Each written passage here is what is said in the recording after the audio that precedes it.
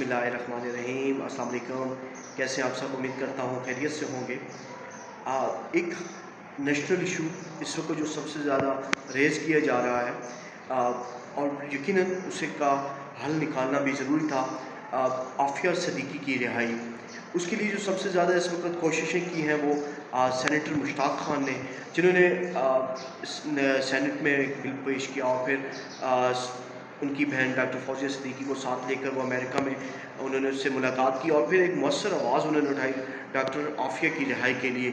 मगर अगर हम पीछे माजी में चले जाएं, जब आफिया सिद्दीकी को मुल्क से उठाया गया तो वो क्या सिचुएशंस थी। आफिया सिद्दीकी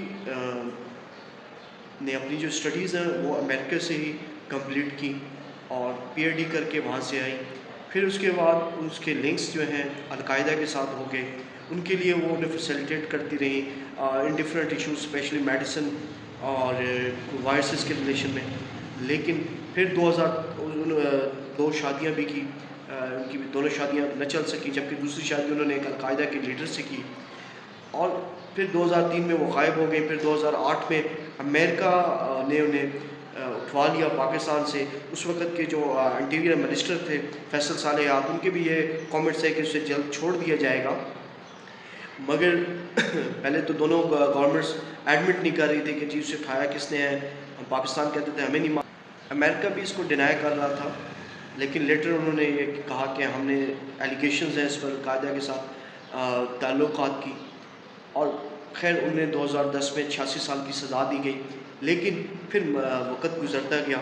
2020 के अंदर यूएस अफगान डायलॉग स्टार्ट हुआ पाकिस्तान के असिस्टेंस से, जो राउंड अबाउट 2021 में जाके उसकी एक हतमी शक्ल दी गई और जिसके तहत यूएस ने जितने भी अपनी और नेटो ने जितनी अपनी आर्मी डिप्लॉय की हुई थी उन्होंने एग्जिट करना स्टार्ट कर दिया अफगानिस्तान से। और फिर कुछ agreements between the US and Afghan sign हुए, जिसके तहत 5000 कैदी जो तालिबान के थे वो रिलीज़ किए गए।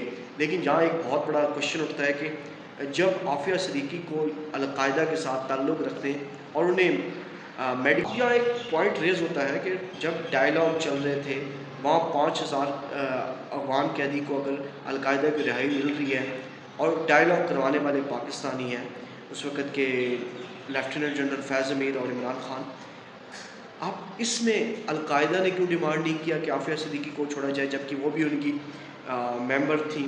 फिर उसके अलावा पाकिस्तान अगर डायलॉग का किरदार अदा कर रहा था तो पाकिस्तान को चाहिए था कि वो जो पाकिस्तान के कैदी हैं उनकी वो डिमांड करे।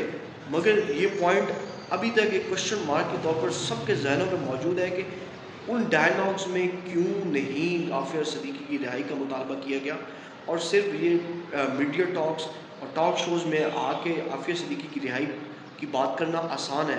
अब जबकि अफगान और यूएस के दरमियान तमाम मामला सेटल हो चुके हैं तो आफिया सिद्दीकी को कैद में रखना किसी भी तरीके से किसी भी तरह का जवाज़ नहीं बनता। तो इस पर जो मौजूदा गवर्नमेंट है और स्पेशली हमारी इस्टेब्लिशमेंट को चाहिए कि वो इन्फोर्स करें यूएस को कि आफिया को एज सुन एज पॉसिबल रिहा किया जाए। जब जिनके साथ आपका मामला था उनके साथ आपकी सुलह हो चुकी है, उनके साथ आपके डायलॉग्स हो चुके हैं, आप वहाँ से अपनी आर्मी एग्जिट कर चुके हैं, तो फिर आफिया सिद्दीकी को रखने का क्या तुक बनता है। तो असल तो चाहिए था कि जब डायलॉग हो रहे थे उसमें ये डिमांड किया जाता पाकिस्तान की तरफ से और अलकायदा की तरफ से भी। लेकिन अगर अब वक्त गुजर गया लेकिन अभी भी कुछ हाथ से नहीं गया तो